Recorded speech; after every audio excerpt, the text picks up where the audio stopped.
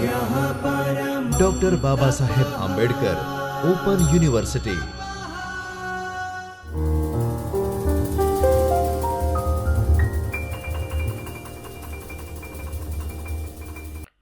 नमस्कार विद्यार्थी मित्रों, doctor Baba Saheb Ambedkar open university के चैतन्य स्टूडियो से मैं डॉक्टर आशीष कुमार सिंह, सहायक प्राध्यापक हिंदी, आप सभी का हार्दिक स्वागत करता हूं।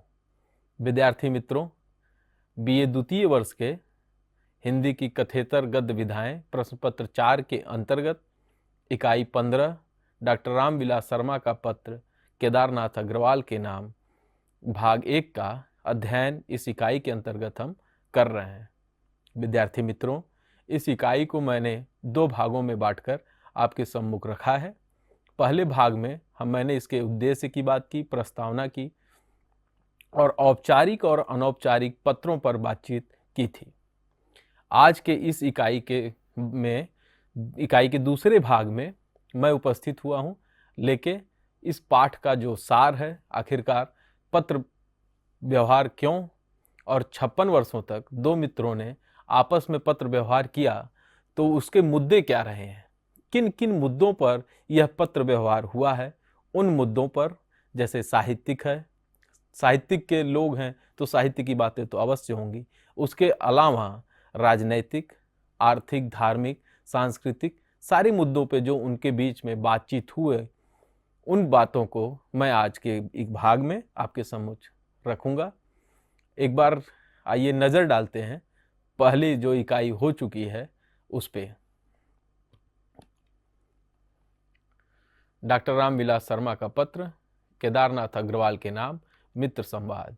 ये पत्र का नमूना मैंने रखा था। केदारनाथ अग्रवाल और डॉक्टर रामविलास शर्मा जी की आपसी बातचीत के दौरान की खींची गई एक दुर्लभ छायाचित्र है। पत्र साहित्य 2 विधाओं में, औपचारिक और अनौपचारिक। औपचारिक में कार्यालय, संस्थाएं, प्रकाशक, दुकान इत्यादि आते हैं। कार्यालय में जो पत्र व्यवहार होता है वह औपचारिक पत्र व्यवहार का उदाहरण है। किसी भी इंस्टीट्यूट, संस्था में जो पत्र व्यवहार होता है वह भी औपचारिक पत्र व्यवहार का एक माध्यम है, क्योंकि उसमें पत्र किन्हीं विशेष कारणों से चलाया जाता है और उन पत्रों का निश्चित जवाब निश्चित समय में आ जाता है, इसलिए वह औपचारिक पत्र होता है। लेकिन अनौपचारिक पत्र में वे पत्र आते हैं जिनकी कोई तिथि नहीं है कि हमने आज दिया और आज ही हमें उसके जवाब मिलेगा तभी हम अगला खत लिखेंगे।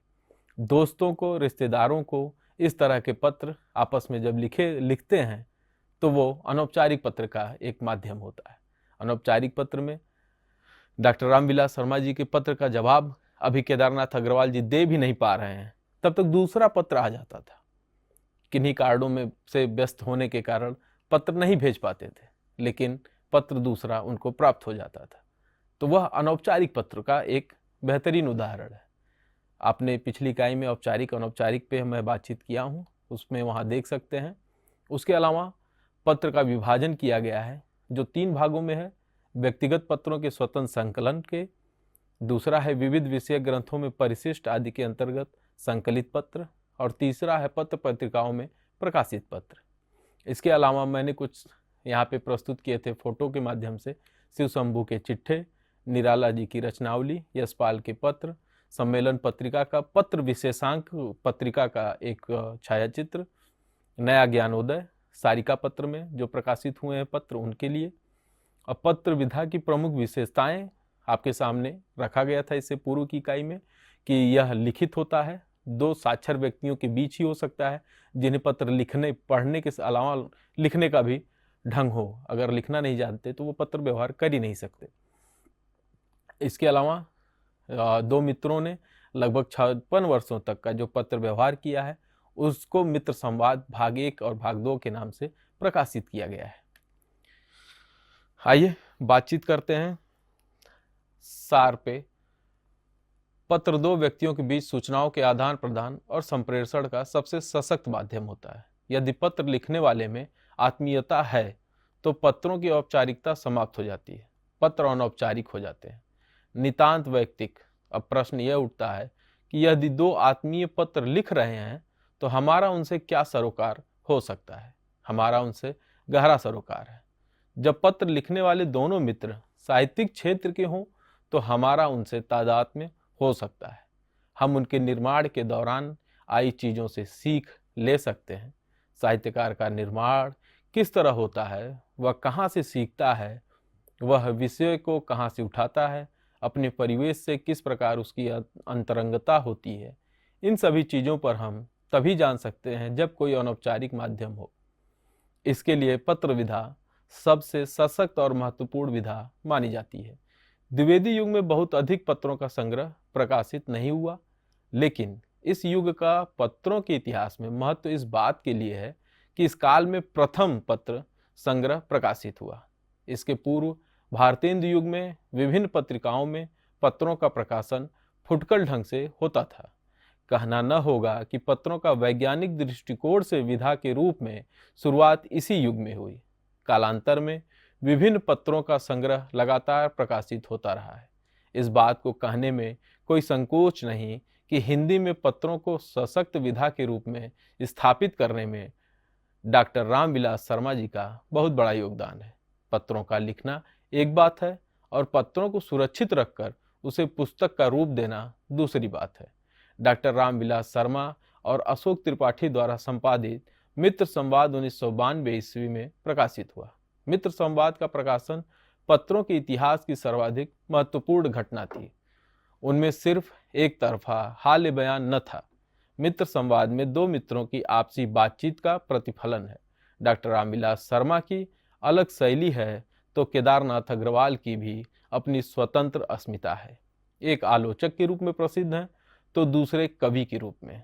सबसे बड़ी बात यह है कि इन दोनों की रुचियां भिन्न भिन्न होने के बावजूद भी इनमें पत्र व्यवहार निरंतर होते रहे।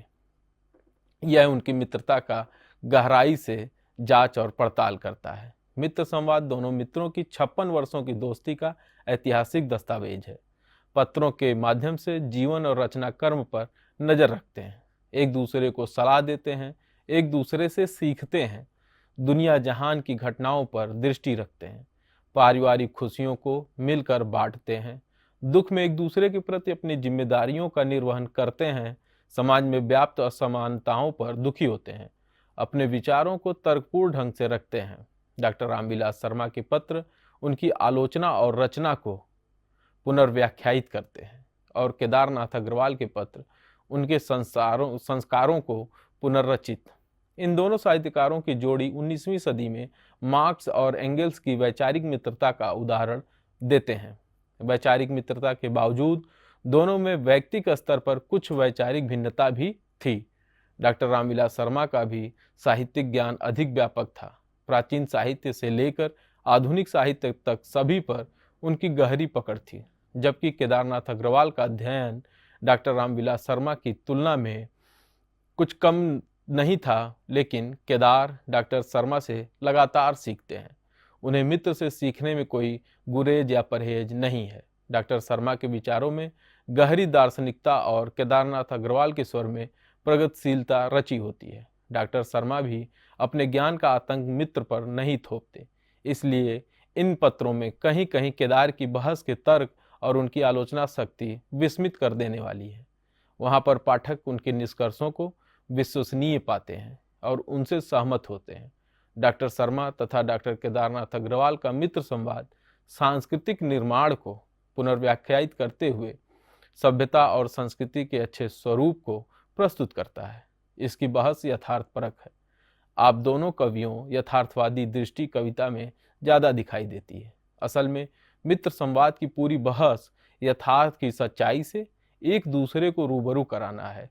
18 डॉक्टर रामविलास शर्मा का पत्र केदारनाथ अग्रवाल के नाम के विश्लेषण के दौरान विद्यार्थी मित्रों में पाता हूँ कि जैसा आप जानते हैं कि मित्र संवाद दो मित्रों डॉक्टर रामविलास शर्मा और केदारनाथ अग्रवाल की आपसी बातचीत के 56 वर्षों के दौरान हुए आपसी बातचीत का दस्तावेज है। दोनों मित्रों में आमने सामने बातचीत नहीं होती है, लेकिन बातचीत का माध्यम पत्र है। इन दोनों के बीच लगभग 56 वर्षों तक बातचीत का सिलसिला चलता रहता है। मित्र संवाद की भूमिका में दोनों मित्रों के पत्रों में पारिवारिक, राजनैतिक, आर्थिक, प्राकृतिक पहलुओं को भी उद्घाटित किया गया है। साहित्येतर घटनाओं और कला की चर्चा उनके पत्रों में होती है। कुल मिलाकर समाज के लगभग सभी पहलुओं पर दोनों रचनाकारों का विमर्श है। इन पत्रों में विषय की विविधता होने की वजह से इनका विश्लेषण भी विभिन्न रूपों में किया जाना लाजमी है। साहित्यिक पत्रिका की बात करें, साहित्यिक दृष्टिकोण की बात करें तो दोनों मित्र साहित्यकारों की रचनाओं पर खुलकर पत्राचार करते हैं। कालिदास पर डॉक्टर रामविलास शर्मा केदारनाथ अग्रवाल को पत्र लिखते हुए कहते हैं कि कालिदास में सूरतवाद बहुत है, वरना वह भी आदमी था काम का। सोधी मिट्टी उसे बहुत पसंद थी। अपने सीमित क्षेत्र में कला की जो पूर्णता उसमें है वह किसी में नहीं। परिष्कृत इंद्रिय बोध में सब उनके सामने पानी भरते हैं। डॉक्टर शर्मा कालिदास के अलावा सूरदास, तुलसीदास, निराला जी पर खुलकर अपने विचार व्यक्त करते हैं। निराला की साहित्य साधना के संदर्भ में डॉक्टर शर्मा केदारनाथ जी को लिखते हैं कि प्यारे, तुलसीदास के बाद अब तक ऐसी अमोघ प्रतिभा का साहित्यकार हिंदी में नहीं आया था। वाल्मीकि, तुलसीदास, निराला तीनों तरह के, लेकिन तीनों गरल पीने वाले वीर थे। दुख पर रोने वाले नहीं, ओज गुड़ की सृष्टि करने वाले, सच्चे अर्थों में वीर रस के कवि।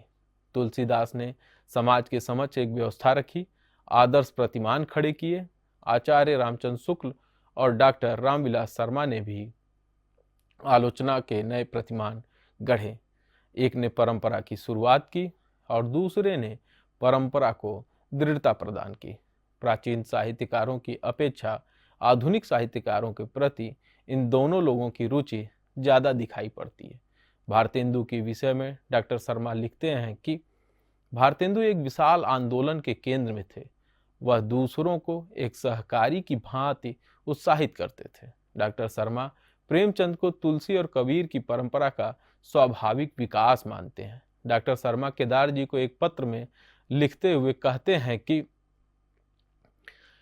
कविता समर्पित करते हुए लिखा है कि अवतार एक सतत संघर्ष, बंद उड़ते झंझा से, मास मास दिन वर्ष वेदना दुख, दारिद्र शोक में भी अक्लांत, नैस निर्धूम लापत जैसे मसान में। निराला जी की मृत्यु पर केदार जी डॉक्टर शर्मा को जो पत्र लिखा है वह अत्यंत हृदयस्पर्शी और मार्मिक है।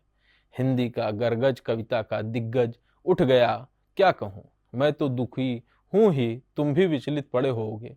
धैर्य धरो दोस्त, तुमने तो उन्हें अपनी सर्वश्रेष्ठ कृति भाषा और समाज समर्पित करके अपना ऋण चुकाया। इस प्रकार दोनों मित्रों ने साहित्य जगत की लगभग सभी चर्चित व्यक्तियों और विधाओं पर अपने पत्रों में प्रकाश डाला है। पारिवारिक पत्रों की बात करें तो दोनों मित्र परिवार की बातों को परिवार पर खुलकर बातचीत करते हैं।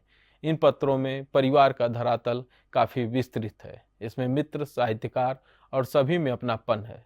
दोनों घरेलू पारिवारिक जीवन में समाविष्ट लगते हैं। एक प्रकार से मित्र संवाद के पत्रों में परिवार का संयुक्त धरातल लगता है। इस परिवार में भाई, पत्नी, बच्चे, अन्य समवयस्क रचनाकार हैं।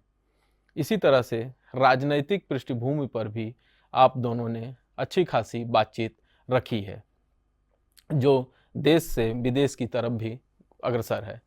इसी के साथ मैं अपनी वाणी को यहीं विराम देता हूँ। मिलेंगे अगली इकाई को लेकर अगले भाग में। तब तक के लिए धन्यवाद। स्वाध्यायः परः